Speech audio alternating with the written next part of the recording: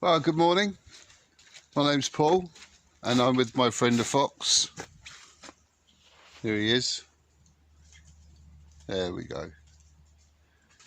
We're out today in the lovely woods, somewhere near Dover, and I just wanted to talk a little bit about the magic ball that we live on and the curvature of the earth and some of the calculations that we can carry out in order to determine the curvature of the earth and how far away the earth would curve from our particular vantage point.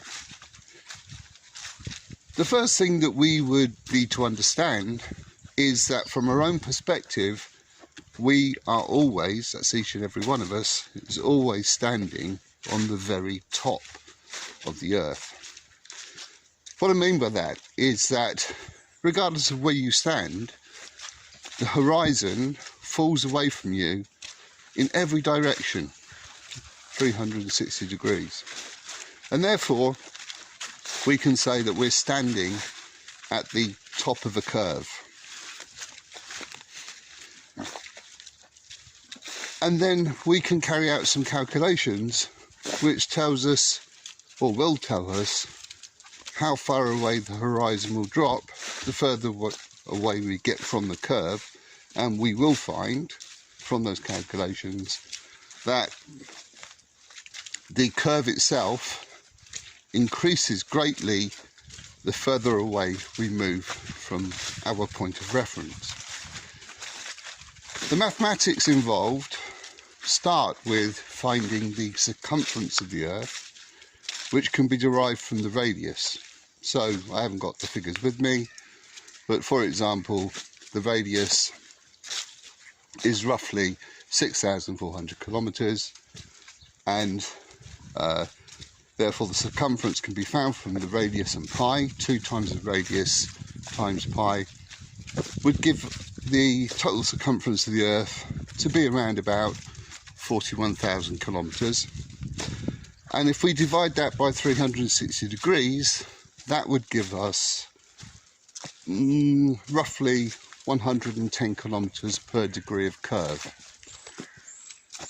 So from that perspective, we can work out that if we're standing at the top of this curve, then if we look in one direction at 55 kilometers and the other direction at 55 kilometers, we can then work out at 55 kilometers, or in fact for any distance, the amount of depth that the curve will achieve, i.e. how far we can see, or how big something would need to be on the horizon at that distance for you to see it. So we can use some simple mathematics to find the depth of the curve. The first thing would be that we would draw 2 lines or 2 radius with an angle which subtends both those radiuses by 1 degree. And in doing that, we can also form an isosceles triangle. So we've got 2 radiuses, and then we draw a line across the chord, we call that the chord, and what we then have is an isosceles triangle.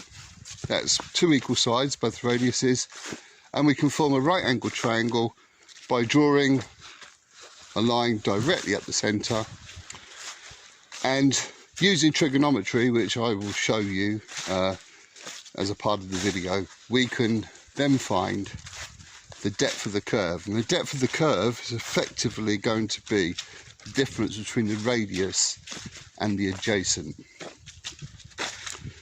And what you can do, just to do this very quickly, is then you can set up a spreadsheet. In Excel usually is where I would do that. And you set up a spreadsheet and you can very quickly calculate how far the earth will curve from your vantage point. And I think some of the solutions are quite surprising actually. So At a distance of about 5.5 kilometres, we're talking roughly 8 feet. At a distance of 11 kilometres, we're talking 21 feet.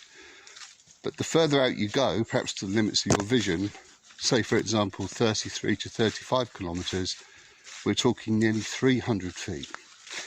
So do you know anywhere, and obviously the best place to do this is right either on the sea itself, in a small boat, or sat down by the shore. Do you know of anywhere where you can look out to sea 33 kilometres or 35 kilometres and expect to see a landmark? For example, where I live, as I'll show you on Google Earth, we can see in the distance, way in the distance, Dungeness Power Station from Dover, which is about 33 to 35 kilometres depending upon where you are. And the surprising thing is that Dungeness Power Station can be quite clearly viewed. In fact, so can some of the Shingle Beach, even though it is supposed to have disappeared over the horizon by nearly 300 feet. Food for thought. Food for thought. Bye-bye.